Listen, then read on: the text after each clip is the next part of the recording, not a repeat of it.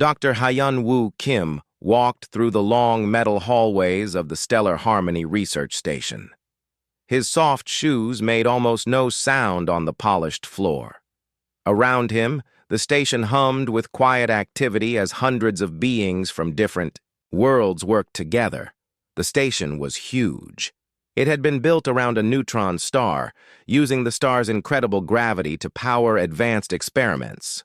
12 different alien species lived and worked here. Hyun-woo was one of only 20 humans on the entire station. He stopped at a large window to look outside. The neutron star spun in the distance, sending out beams of light that swept across space like a lighthouse. It was beautiful and deadly.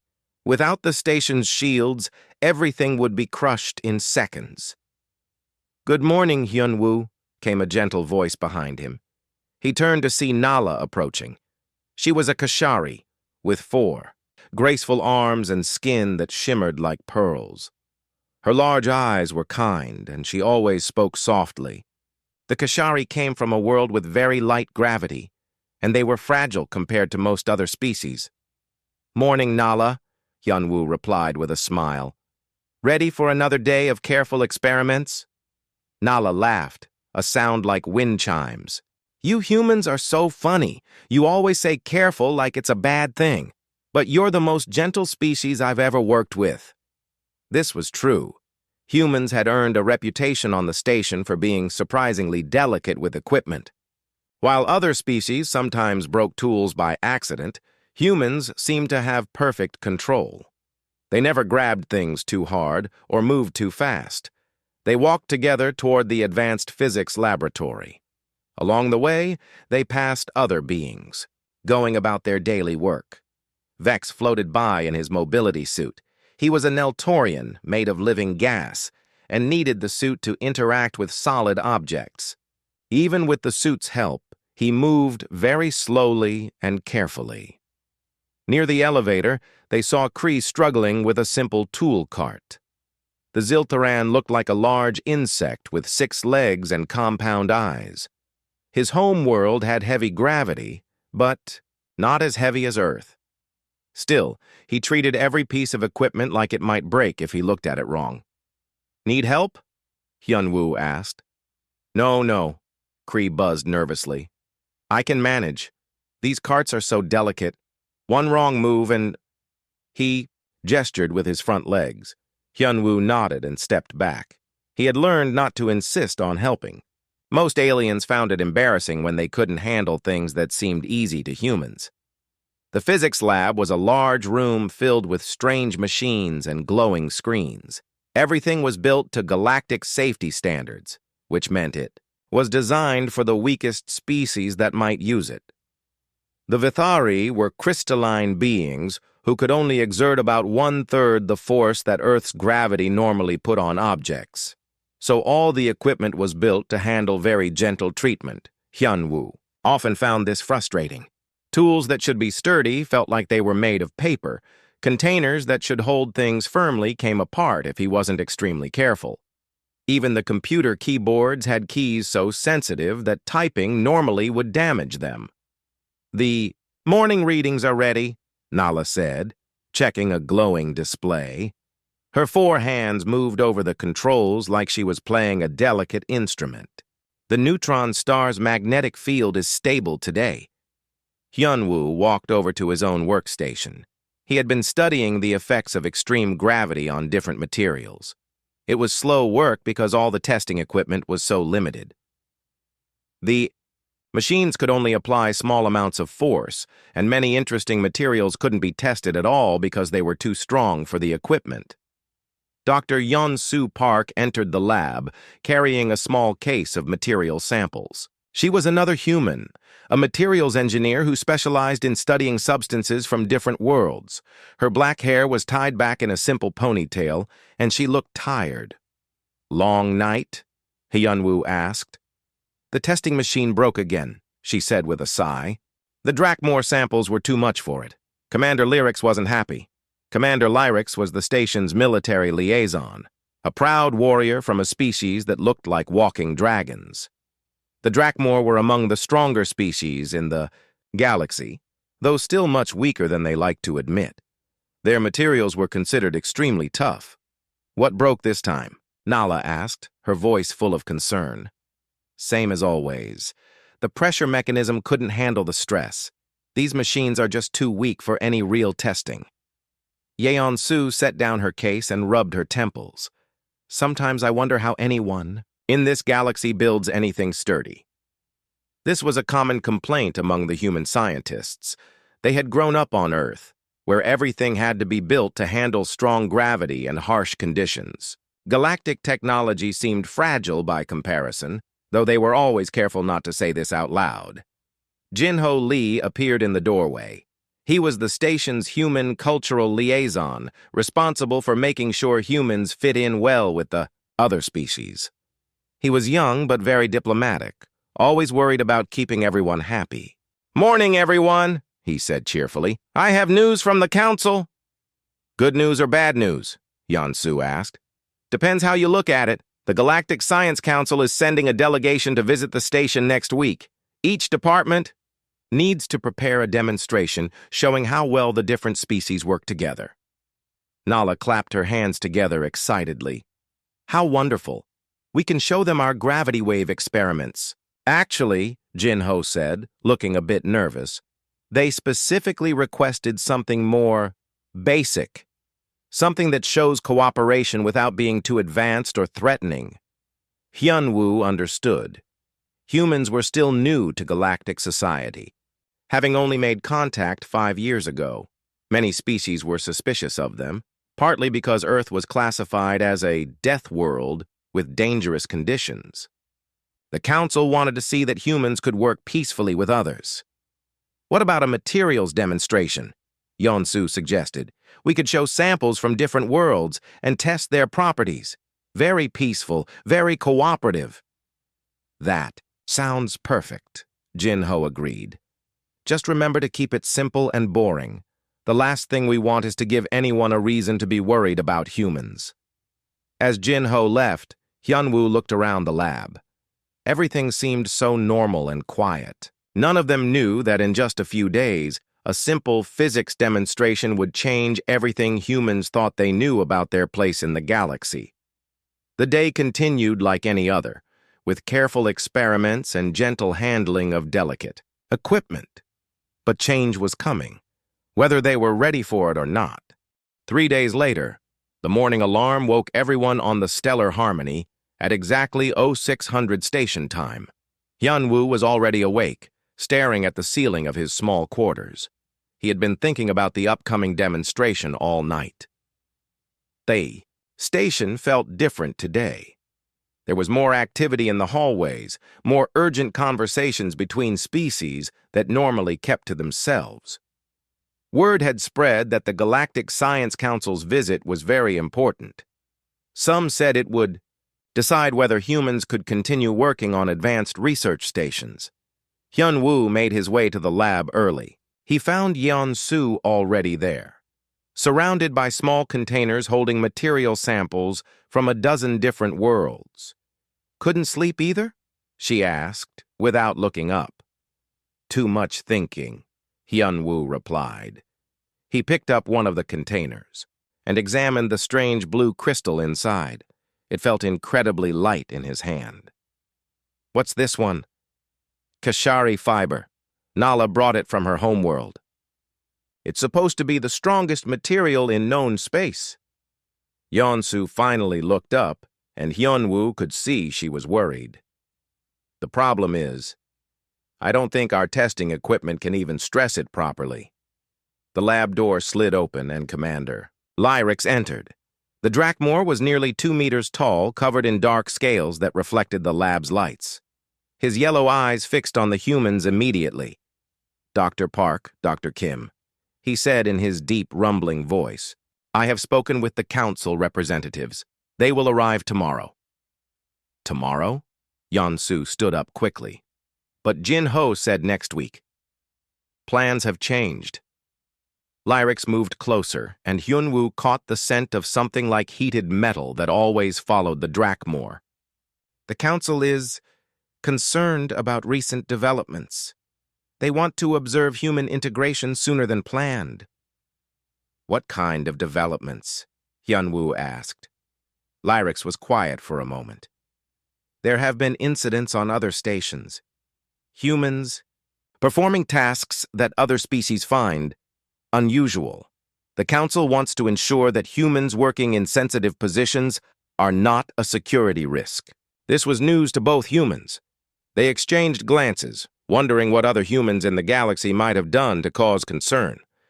Our demonstration will show perfect cooperation, Yeon-su said firmly. Nothing unusual at all. See that it does. Lyrix turned to leave, then stopped. Dr. Park, I understand your equipment has been having failures. I have arranged for you to use the new tensile strength tester. It was just delivered from the Altarian shipyards. After Lyrix left, Hyunwoo and Yeon-su looked at each other with relief. New equipment, Yeon-su said. That should solve our problems. Nala arrived soon after, followed by several other alien researchers.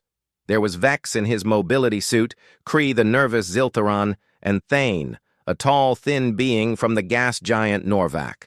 They all seemed excited about the demonstration. Have prepared samples from 7 different worlds, Nala announced. Each one shows a different approach to materials science based on environmental conditions. Perfect, Yeon-su said. We'll test each sample and explain how the different gravity levels and atmospheric conditions on each world led to different material properties. Very educational, very peaceful. The new testing machine arrived that afternoon. It was larger than their old equipment, with shiny metal arms and digital displays that showed measurements in 12 different alien number systems. The delivery team, 3 Altarians with blue skin and large heads, spent an hour setting it up. This machine can apply up to 50 kilograms of force, the lead technician explained. That's the maximum safe level for mixed species use. Any more force would be dangerous for most galactic species to observe. 50 kilograms seemed very small to Hyunwoo, but he said nothing. He had learned that humans had different ideas about what was safe compared to other species. They spent the rest of the day practicing the demonstration. Each researcher would present a sample from their homeworld and explain its properties. Then the machine would test the material's strength while everyone watched. The Norvac crystal broke almost immediately under just 5 kilograms of force. Thane seemed proud of this, explaining that his people had learned to make things lightweight, rather than strong because of their world's thick atmosphere. Kree's Ziltharan metal lasted until 20 kilograms before it bent. Our engineering focuses on flexibility, he buzzed happily. The Drakmor sample that Lyrix had provided was tougher. It took 35 kilograms of force before it showed signs of stress, and 42 kilograms before it finally snapped. Lyrix nodded approvingly when this happened. Excellent, Yeon-su said. This will show the Council how each species has adapted to their environment. Very scientific, very cooperative.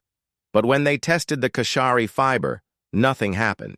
The machine applied its full 50 kilograms of force, its arms straining and motors whining, but the blue crystal strand didn't even stretch. Interesting, Nala said calmly. Perhaps the machine needs more power. That's all it has, Yeon-su replied, looking worried.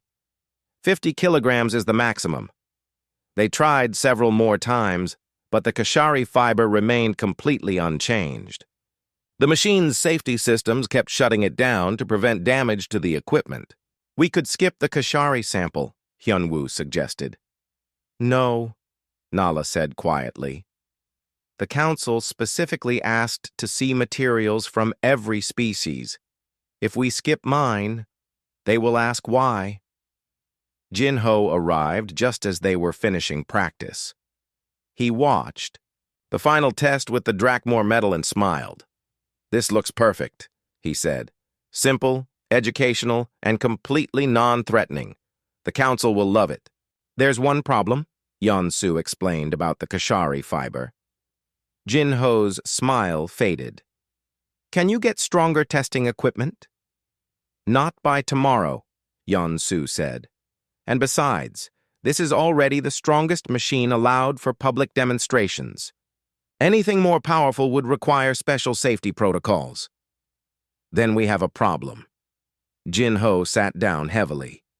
If the demonstration fails, especially with the Kashari sample, the Council will see it as humans not being able to work effectively with other species. They all stood in silence, thinking. The demonstration had to work perfectly, but their equipment wasn't strong enough for one of the most important samples. Maybe, Hyunwoo said slowly, we could find another way to test the Kashari fiber, something that doesn't require the machine. Like what? Yeonsu asked. I don't know yet, but there has to be something. As they left the lab that evening, none of them realized that Hyunwoo's casual suggestion would lead to the most significant moment in human-alien relations since first contact. Sometimes the smallest ideas have the biggest consequences. The next morning would bring the Council delegation, and with them a discovery that would change how every species in the galaxy viewed humanity. The demonstration began at precisely 1400 station time. The advanced physics laboratory had been cleared and cleaned until every surface gleamed. 12 holographic projectors created a semicircle in the center of the room, each one showing a member of the Galactic Science Council. Hyunwoo stood with his colleagues near the testing machine, trying not to look nervous.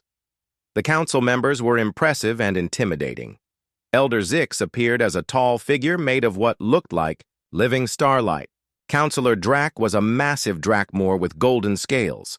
The Altarian representative, Counselor Vess, had pale blue skin and eyes like black holes.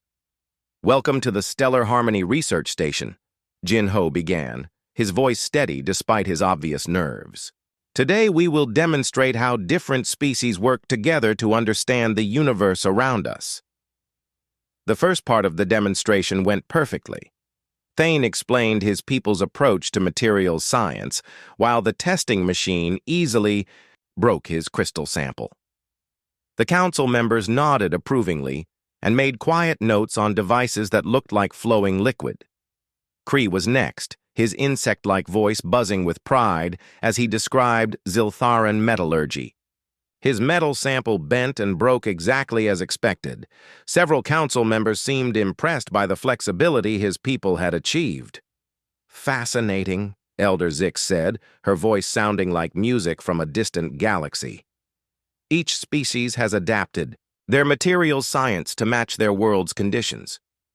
Most logical. Commander Lyric stepped forward to present the Dracmore sample. His chest swelled with obvious pride as he explained how his people forged metals in the heart of active volcanoes. The testing machine strained against the sample, its motors whining, but eventually the metal snapped with a sharp crack. 42 kilograms of force, Yeonsu announced. The Dracmore materials show excellent tensile strength.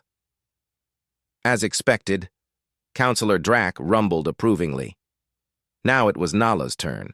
She moved gracefully to the front of the group, holding the container with the blue Kashari fiber. Her four hands moved like a dancer as she explained her people's approach to materials. The Kashari have learned to work with living crystals, she said, her voice soft, but carrying clearly to the holographic audience. This fiber grows naturally in our world's low gravity. We believe it may be the strongest natural material in the galaxy. She placed the fiber sample into the testing machine's grips. Yeonsu activated the machine, and everyone watched the displays as the force began to increase. 5 kilograms, 10, 20, 30. The fiber didn't even stretch. The machine continued applying force, its motors working harder than they had all day. 40 kilograms, 45. The machine was now at its absolute maximum. 50 kilograms. Nothing. The Kashari fiber remained perfectly straight, as if the machine wasn't even touching it. Yeonsu checked the controls, her face growing pale. The machine is at maximum force, she announced, but the sample shows no signs of stress. A murmur went through the council members. This wasn't supposed to happen. The demonstration was meant to show cooperation, not equipment failure. Perhaps The machine is malfunctioning, Counselor Vest suggested, her voice cold with disapproval. No, the machine is working correctly, Yonsu replied, checking the diagnostics again. The Kashari fiber is simply stronger than our equipment can test. This was a disaster. The whole point of the demonstration was to show that humans could work effectively with alien technology and colleagues. Instead, they were failing to complete a simple test in front of the most important beings in the galaxy. Elder Zix leaned forward in her hologram, starlight swirling around her form. Dr. Park, are you saying that your equipment is inadequate for this research? Not inadequate, Yonsu said quickly. Just limited by safety protocols. This machine is rated for the strongest materials that most species can safely observe. Being tested, but clearly not strong enough for actual scientific work, Counselor Drac observed. His tone suggested he was finding humans disappointing. Hyunwoo watched Yonsu's face turn red with embarrassment. All their careful preparation was falling apart. The council would report that humans couldn't handle advanced research, couldn't work with alien equipment, couldn't even complete a simple demonstration. Nala looked equally upset. Her contribution to the demonstration was making everyone look bad. I'm sorry, she said quietly. I didn't know the fiber would be too strong. For the machine. It's not your fault, Jinho said, but his voice sounded strained. He was probably calculating how much damage this would do to human-alien relations. The council members began talking among themselves in their various languages. Some of the holographic projections flickered as side conversations started. This was exactly what they had hoped to avoid. Hyun-woo looked at the testing machine, still straining uselessly against the blue fiber. The sample was just sitting there, perfectly fine, while the machine's motors overheated from the effort. An idea formed in his mind. Not a good idea, but an idea nonetheless. The machine wasn't strong enough, but that didn't mean the test couldn't be completed. He had grown up on Earth, where things were built much more strongly than galactic standard. He had spent years being careful with delicate alien equipment, but this wasn't about the equipment anymore. Wait, he said, stepping forward. Just because the machine can't break it doesn't mean we can't test it at all. What do you mean? Yonsu asked. I mean, maybe we can test it manually, just to show that it can break, to complete the demonstration. Was thinking of all the times he had broken things by accident when he first arrived at the station. Before he learned to be careful, before he understood how fragile everything was. The Kashari fiber looked thin and delicate like spun glass. Manually? Elder Zix asked, her attention focusing on him like a searchlight. Yes, I could just, try pulling on it, to show that it's not completely unbreakable, just different from what the machine can handle. Yonsu looked uncertain. Hyunwoo, I don't think that's a good idea. But Jinho was nodding. Actually, that might work. Show that even though our equipment has limits, human resourcefulness can find solutions. The council members seemed interested now. Several of them leaned forward in their holograms. Very well, Elder Zix said. Show us this manual test. Hyunwoo stepped up to the machine and carefully removed the Kashari fiber from the grips. It felt incredibly light in his hands, almost like it wasn't there at all. The fiber was about as thick as a pencil and maybe 30 centimeters long. He gripped one end in each hand, feeling the smooth surface against his palms. Everyone in the lab was watching him now. The council members, his colleagues, even the holographic audience seemed to hold their breath. This should be difficult, he thought. The machine couldn't break it with 50 kilograms of force. He would need to pull hard, really strain, to show that it could be broken with enough effort. He took a deep breath and pulled. The fiber snapped instantly with a sharp crack that echoed through the silent laboratory. In that moment, everything changed forever. The sound of the Kashari fiber breaking was small and sharp, like a twig snapping. But in the silent laboratory, it sounded as loud as an explosion. Hyunwoo stood frozen, still holding the two pieces of blue crystal. He stared down at them, not understanding what had just happened. He had expected to strain and struggle. He had prepared to pull with all his might to show the council that humans could solve problems through determination. Instead, the fiber had broken as easily as a piece of string. The silence stretched on. Nobody moved. Nobody spoke. Even the constant humming of the station's machines seemed to have stopped. Nala was the first to react. All four of her hands flew to her mouth, and her large eyes went wide with shock. The color drained from her pearl-like skin, leaving her looking pale and frightened. "That's impossible," she whispered. Commander Lyrax took a step backward, his hand moving instinctively toward the weapon at his side.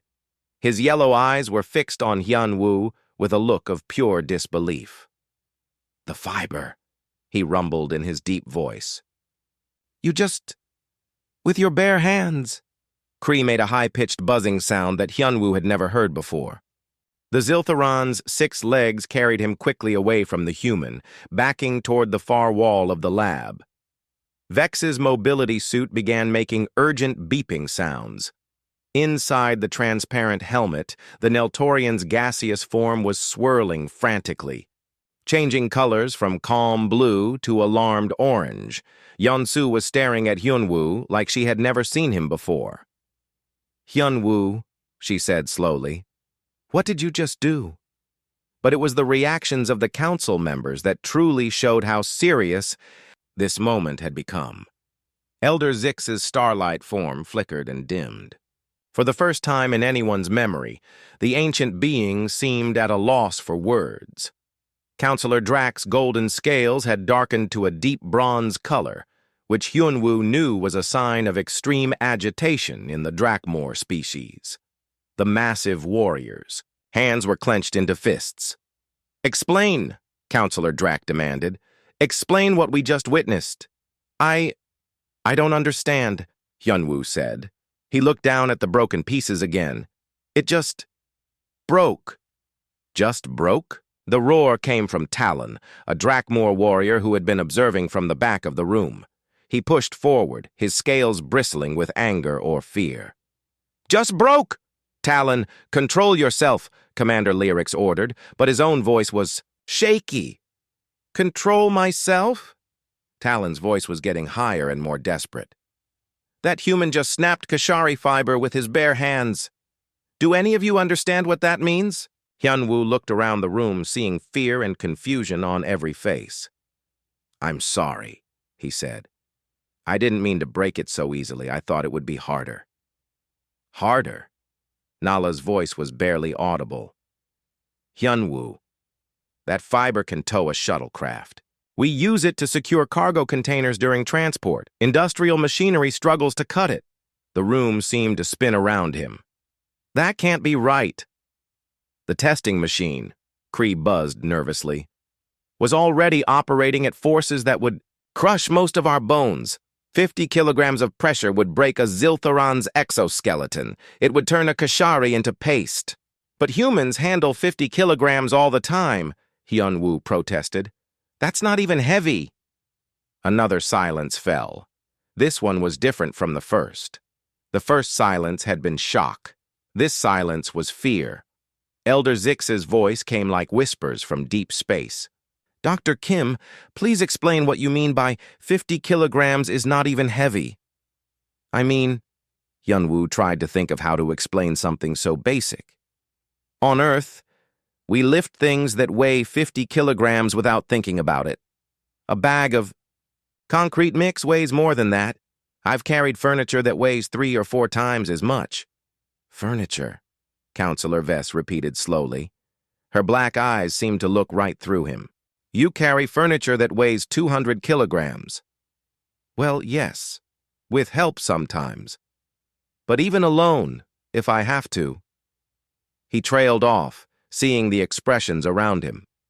Dr. Mei-Lin Choi appeared in the doorway. She was the station's human xenobiology specialist, and she looked like she had been running. Her face was flushed and she was breathing hard. "Jinho called me," she said, looking around the room. "He said there was an emergency with the demonstration." Dr. Choi, Elder Zix said, her starlight form focusing on the newcomer.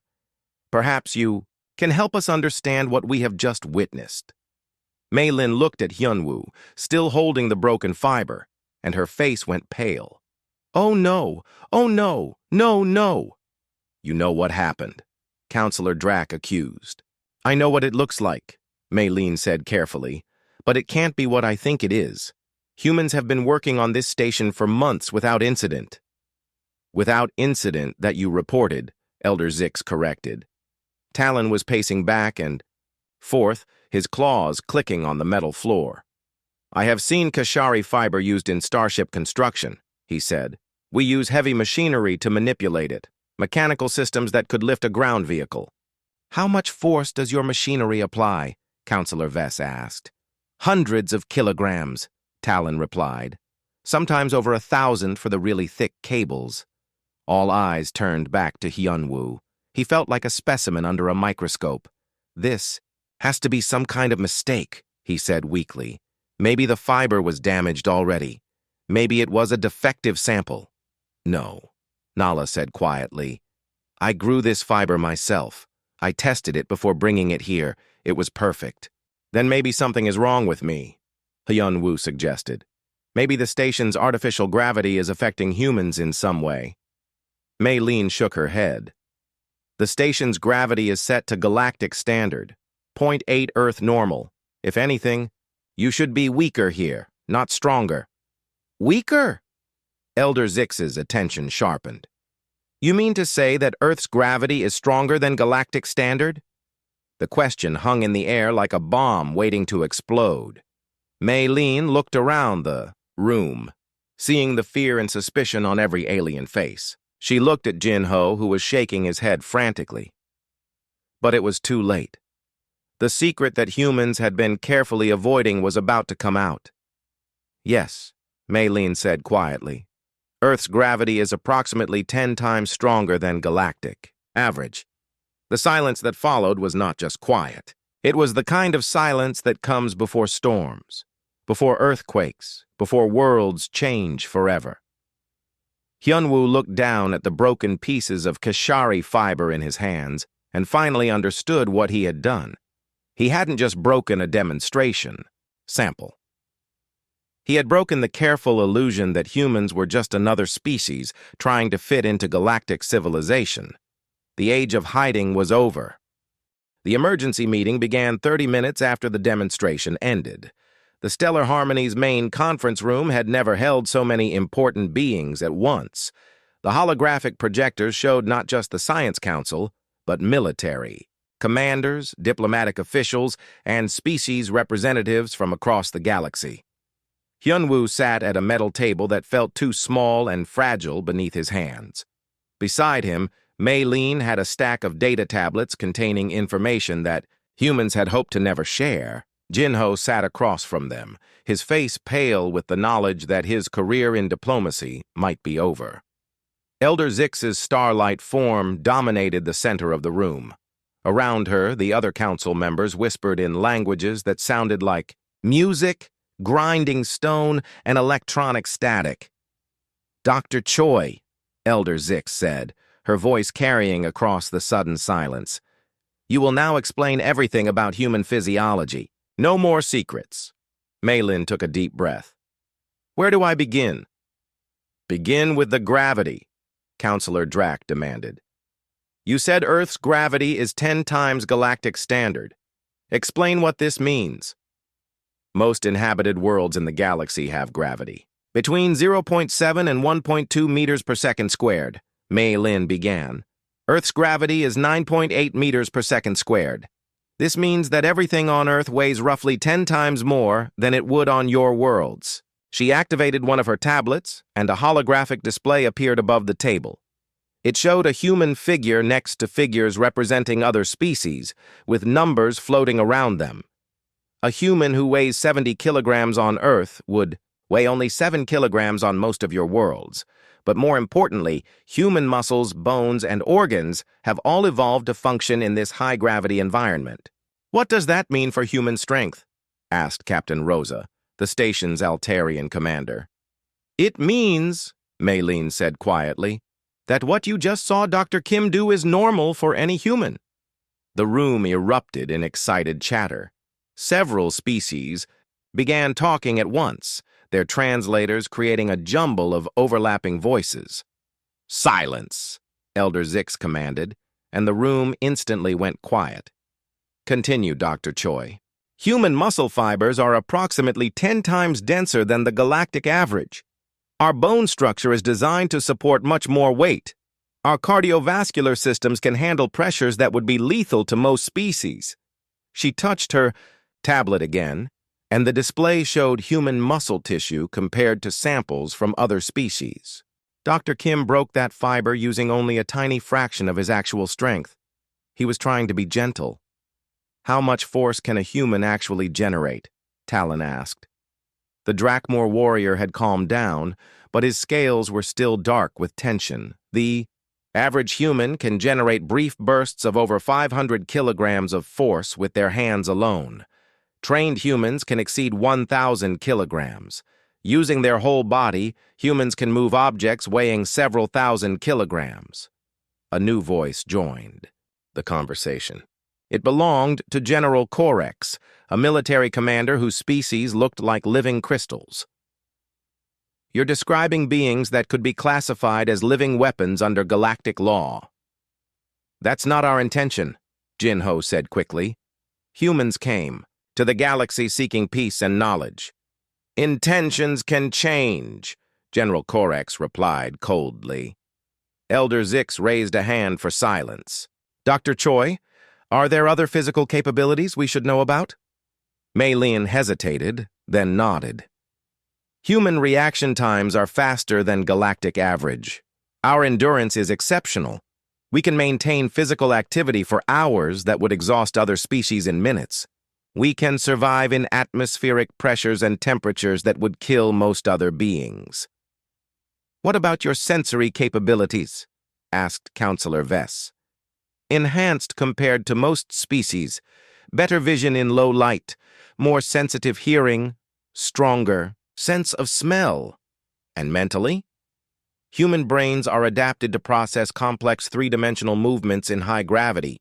This makes us naturally good at spatial reasoning, engineering, and combat tactics." The word combat sent another ripple of concern through the room. Captain Rosa leaned forward.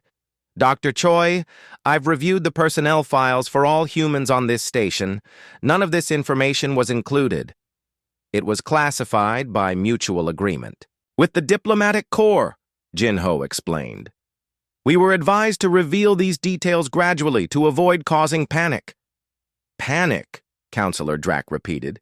"You mean fear of your species?"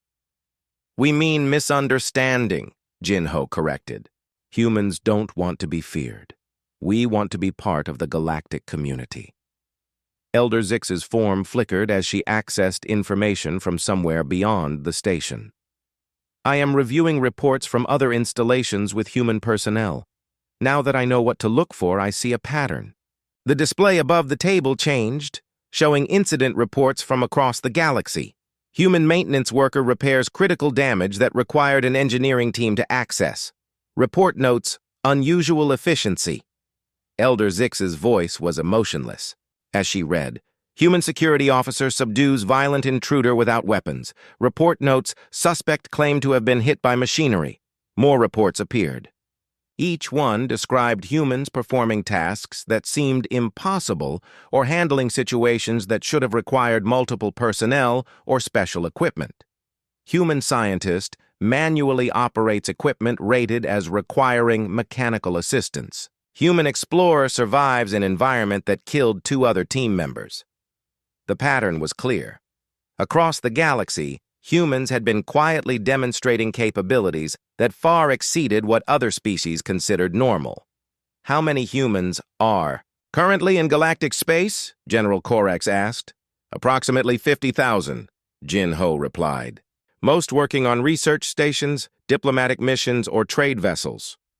50,000 beings with the physical capabilities of military weapons, the general mused, spread across our most sensitive installations. "They're not weapons," Nala said, suddenly. Everyone turned to look at the Kashari scientist, who had been silent since the meeting began. I've worked with Hyunwoo for months. He's the gentlest person I know. He holds tools like they might break if he breathes on them wrong. Because they might, Mei Lin said. Every human on this station has been living in constant fear of accidentally damaging equipment or hurting colleagues. They've been suppressing their natural capabilities since the day they arrived. But the suppression failed today, Elder Zix observed. Dr. Kim made a mistake, Jinho said. He forgot to hold back. It won't happen again. Won't it? The question came from Counselor Vess. Dr. Kim, tell us what you were thinking when you broke the fiber.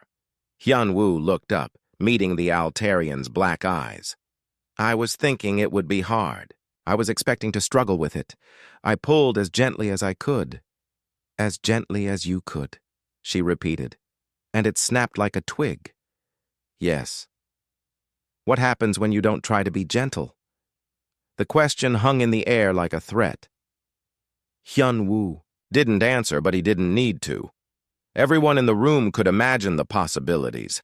Elder Zix's form began to brighten, becoming more solid and defined. This changes everything we thought we knew about humanity. The question now is, what do we do with this knowledge? General Korex spoke first. Immediate quarantine of all humans currently in galactic space. Full physical and psychological evaluation before any are allowed to continue their duties.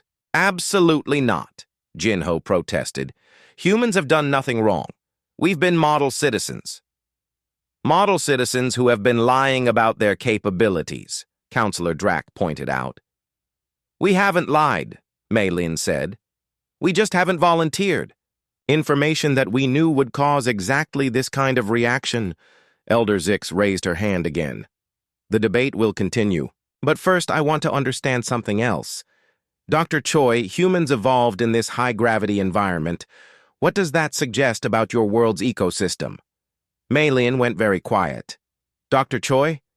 Earth's ecosystem, she said slowly, produced humans as one of the weaker species. The silence that followed was absolute and terrifying. 1 week later, Hyunwoo stood in the same laboratory where everything had changed. But now, nothing was the same. The new equipment had arrived that morning. Instead of the delicate, fragile machines designed for the weakest galactic species, his workstation now featured tools built to human specifications. The testing apparatus could apply forces measured in tons rather than kilograms. The computer keyboard had keys that wouldn't break if he typed at normal speed. For the first time since arriving at the Stellar Harmony, Hyunwoo could work without, constantly worrying about accidentally destroying something. But he was working alone. The laboratory that had once bustled with researchers from a dozen species was nearly empty. Nala still came by occasionally, but she moved differently around him now, more carefully, with the kind of respect people showed to dangerous things. The door chimed, and Sujin Kang entered. She was the human diplomat who had arrived 3 days, ago to handle the crisis. Her black hair was pulled back severely, and her expression was tired but determined. The council has made their decision, she announced without preamble. Hyunwoo set down the crystal sample he had been examining. With the new equipment, he could finally test materials that had been impossible to analyze before. The work was fascinating, but it felt hollow without colleagues to share it with. And mixed results, Sujin said, sitting down across from him. You're not being quarantined. None of the humans in galactic space are. Elder Zix convinced the council that would be counterproductive. That's good news. The other news is more complicated. Sujin activated a holographic display.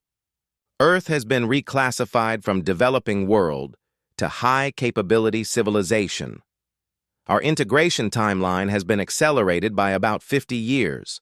The display showed human colonies and stations across the galaxy.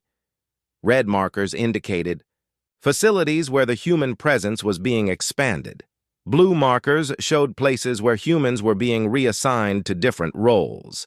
What does that mean, practically? It means the galaxy has realized that humans are useful, Sujin said. Very useful.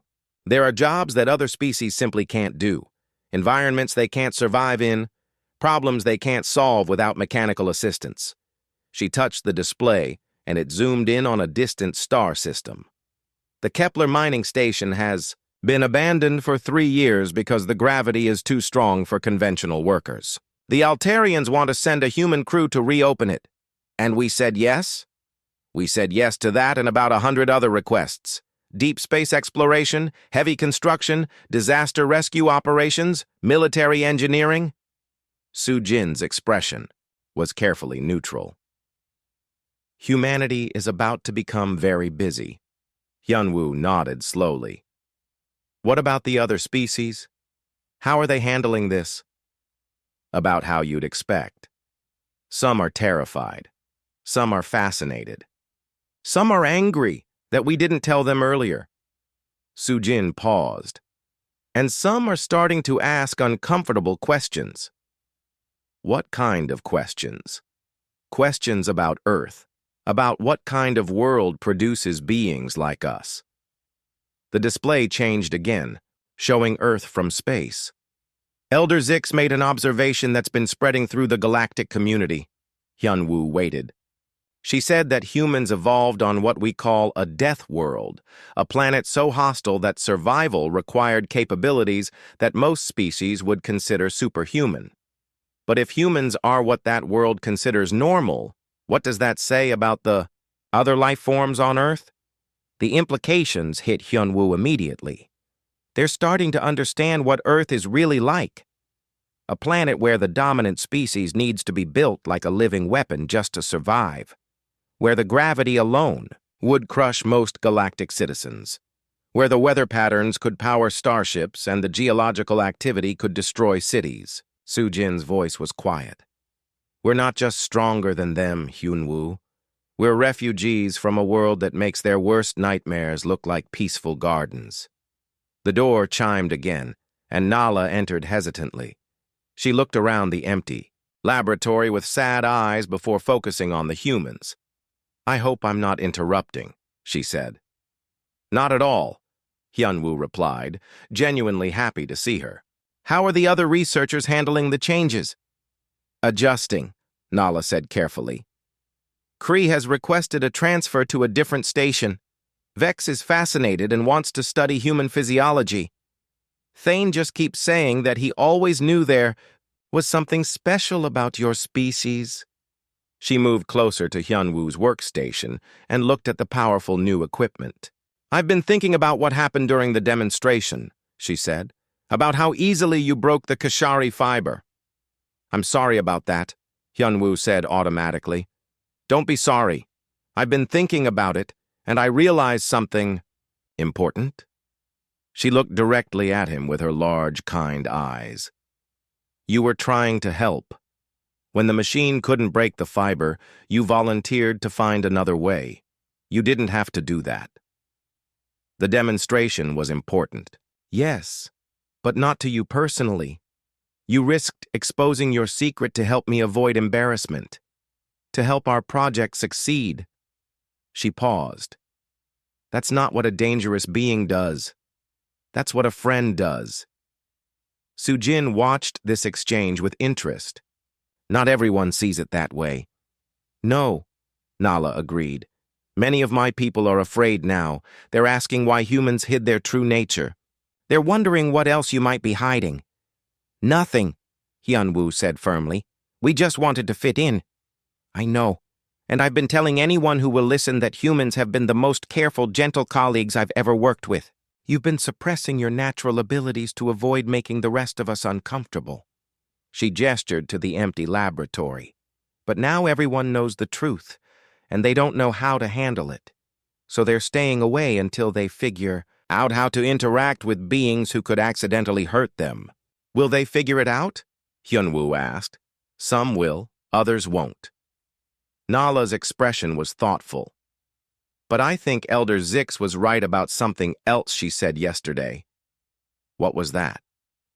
She said that for generations, galactic archaeologists have been finding ancient ruins and artifacts that seemed impossible to create. Structures built with materials we can barely move, machines designed to withstand forces that would destroy our best technology. Nala activated her own tablet, showing images of mysterious constructions scattered across the galaxy. We always assumed these were built by some advanced ancient civilization that disappeared long ago. Elder Zix suggested a different possibility. The images showed massive stone blocks fitted together with perfect precision, metal beams that weighed hundreds of tons, delicate crystal work that required incredible strength to shape. Maybe they weren't built by ancients at all, Nala continued. Maybe they were built by people like you, people from worlds where such construction was normal, necessary for survival. Sujin leaned forward, studying the images. Are you saying there might be other species like humans out there? I'm saying the galaxy is very large, and Earth might not be the only world that produced beings capable of what we saw last week. Nala looked between the two humans. Maybe humans aren't unique. Maybe you're just the first of your kind that we've encountered. The idea was both thrilling and terrifying. Humanity had spent the last week grappling with being the strongest species in known space. The possibility that there might be others, possibly even stronger, changed everything again. What does that mean for us? Hyunwoo asked. It means, Sujin said slowly, that humanity might have a very different future than any of us imagined. She stood up, gathering her equipment. I have to report back to Earth tomorrow.